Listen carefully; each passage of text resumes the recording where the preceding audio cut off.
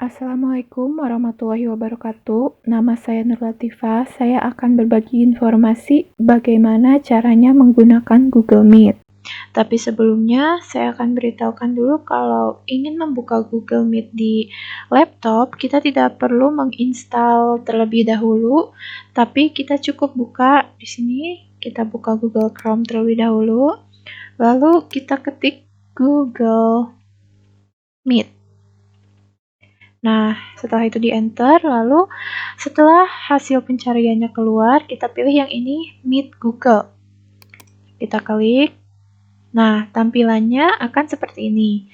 Nah, di sini ada dua pilihan. Yang pertama itu Start Meeting, atau yang kedua itu Enter Meeting Code. Nah, Start Meeting ini berguna kalau kita mau memulai meeting atau memulai conference seperti ini. Nah, kita pilihnya start meeting. Tapi kalau kita mau gabung ke meeting orang, gabung ke conference orang, kita tinggal ketik kodenya apa yang diberikan oleh orang tersebut, atau kita bergabung melalui link. Nah, sekarang kita start meeting saja. Nah, kalau kita mau start meeting, kita ini harus login melalui akun Google. Nah, di sini saya akan login dulu ya.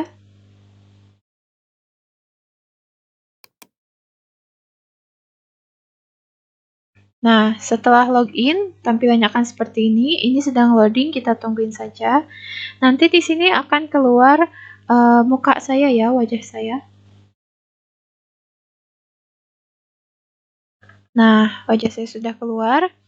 Nah, di sini itu gunanya kita untuk siap-siap dan seperti misalkan ngaca gitu ya, kita sudah rapi atau belum, atau tidak kita melihat apakah kamera kita rusak atau tidak. Nah, ini untuk menonaktifkan kamera, ini dinyalakan lagi. Nah, ini sepertinya mikrofon saya tidak rusak karena ini saya sedang berbicara dan ada ini ya, simbol kecilnya seperti ini. Kalau kita matiin, nah simbol kecilnya akan hilang. Jadi saya akan matikan saja karena bisa bentrok suaranya. Nah, setelah itu kita bisa lihat di sini ada opsi lainnya. Ini bisa kita abaikan saja. Di sini ada setelan. Nah, setelan ini ada dua. Ada audio dan video. Yang pertama itu audio. Nah, di audio ini ada dua. Ada mikrofon dan speaker. Nah, jika kita klik lagi akan ada pilihan seperti ini. Nah, saya sarankan untuk memilih default saja karena default itu kalau tidak salah artinya kita mengikuti settingan atau aturan yang sudah dibuat oleh komputer sendiri. Jadi lebih aman gitu ya. Ya, seperti itu. Sekarang kita ke video. Di video ini ada 3. Ini spesifikasi kamera saya. Nah, yang di sini ada resolusi pengiriman dan resolusi penerimaan. Resolusi pengiriman ini maksudnya video kita akan seperti apa tampilannya pada orang-orang. Misalkan kita pilih yang standar, ya tampilannya akan standar gitu. Maksudnya kualitas gambarnya. Nah, kalau yang tinggi, kualitas gambarnya juga akan lebih tinggi. Nah, kalau yang ini, resolusi penerimaan itu maksudnya bagaimana kita menerima kualitas gambar orang-orang. Nah, saya pilih yang standar saja. Dua-duanya saya pilih standar karena untuk menghindari jika koneksi internet saya mungkin memburuk atau bagaimana. Nah, karena kualitasnya tetap standar, jadi tidak akan nge-lag atau lemot begitu ya. Nah, sudah pengaturannya seperti itu. Dan sudah tidak ada apa-apa lagi, kita bisa langsung gabung sekarang.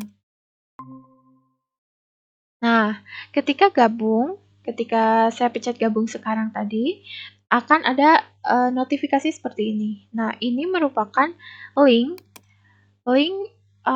dari meeting kita sekarang ini, dari meeting yang sedang saya buat ini.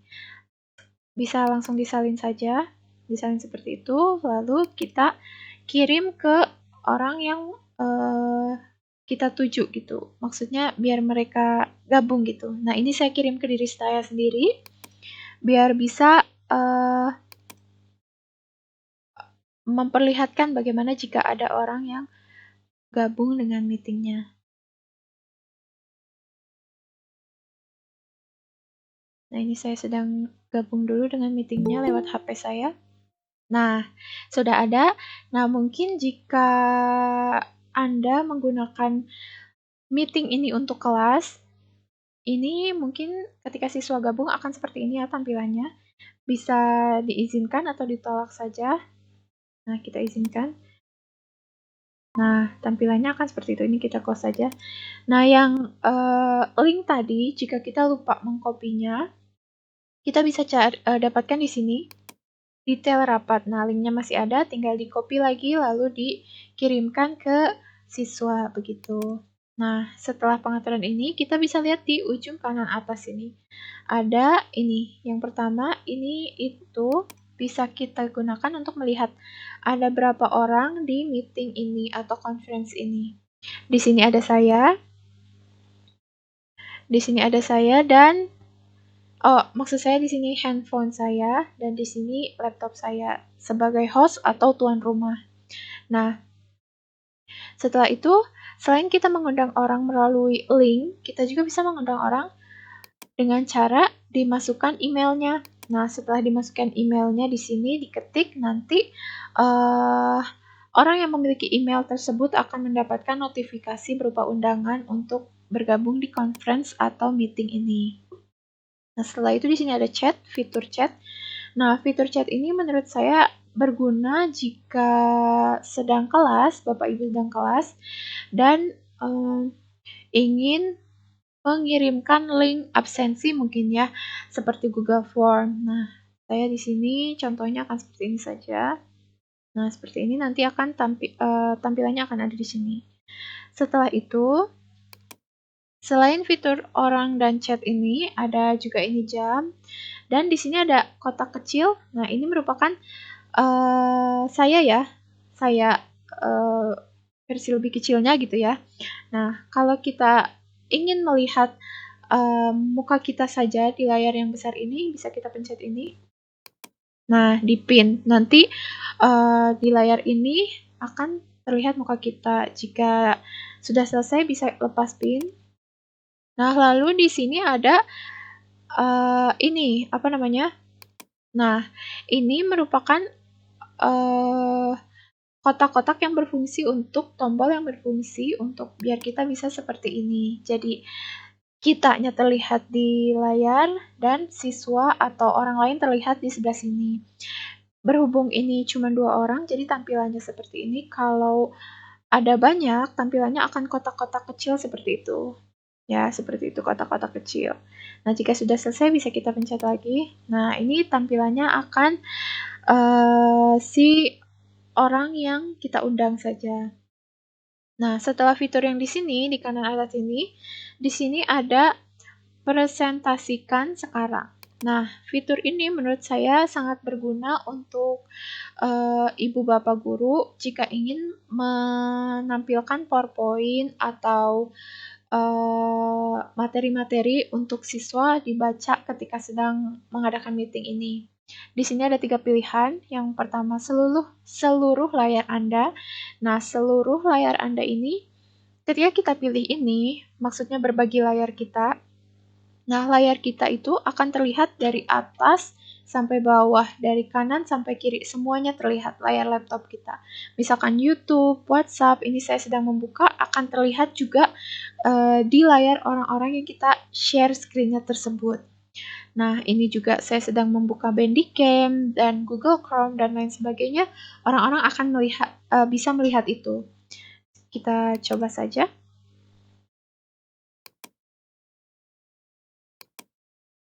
Nah, ini saya lihat di layar layar HP saya, tampilannya itu benar-benar semuanya terlihat. Seperti itu. Nah, kalau kita mau berhenti, kita tinggal pencet ini, hentikan berbagi. Nah, begitu. Sekarang, untuk fitur yang lain ada jendela. Kita coba saja. Nah, jendela ini kan cuman ada ini ya, karena saya cuma membuka Google Chrome. Sekarang, coba kita batalkan dulu. Nah, saya akan membuka file PowerPoint terlebih dahulu. Nah, file PowerPoint ini sudah terbuka. Nah, setelah terbuka seperti ini, jangan dikebawahkan gini. Nanti tidak akan muncul opsinya di presentasinya ya. Kita tetap buka seperti ini, lalu kita timpa saja. Nah, ditimpa. Sekarang kita presentasikan, kita lihat jendela. Nah, muncul kan tampilannya. Nah, setelah itu tinggal dipencet lalu dibagikan. Nah, di layar HP saya kan merupakan orang yang mengikuti meeting ini ya. Nah, di tampilannya itu ya PowerPoint ini saja. Kalau saya buka ini, di layar HP saya tetap tampilannya yang PowerPoint ini, meskipun saya membuka ini gitu. Jadi, menurut saya lebih aman ya pilihan yang itu. Nah, sekarang kita hentikan. Nah, menurut saya pilihan jendela itu lebih aman untuk menampilkan PowerPoint atau materi ketimbang seluruh layar.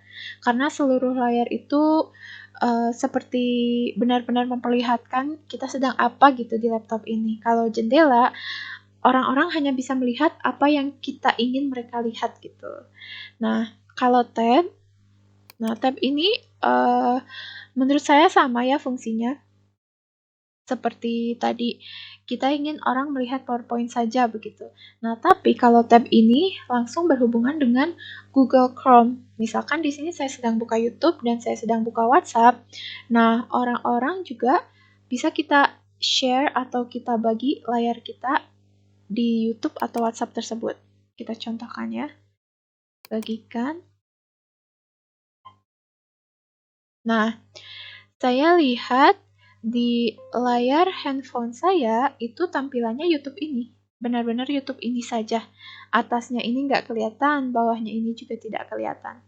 Nah, kalau saya buka PowerPoint, terus saya lihat di HP, tampilannya tetap yang YouTube tadi. Jadi orang-orang tetap melihat ini meskipun kita di laptop sedang buka PowerPoint. Nah, setelah itu, kita hentikan saja berbaginya ya. Nah, setelah hentikan berbaginya, kita bisa lihat di sini. Nah, sudah kembali lagi seperti normal. Nah, ini begitu presentasi seluruh layar, jendela, dan tab. Menurut saya jendela dan tab itu lebih aman karena kita benar-benar bisa mengatur apa yang orang lain lihat gitu ya. Nah, kalau pengaturan ini menurut saya tidak terlalu penting juga. Mungkin ini untuk layarnya agar penuh gitu ya. Di atas dan di bawahnya tidak ada ini. Nah, dikecilkan lagi saja. Nah, udah seperti itu presentasi dari saya tentang bagaimana cara menggunakan Google Meet untuk pembelajaran daring gitu ya. Nah, kalau sudah selesai pembelajarannya bisa langsung diakhiri saja panggilannya dan tampilannya akan seperti itu. Begitu saja presentasi dari saya. Wassalamualaikum warahmatullahi wabarakatuh.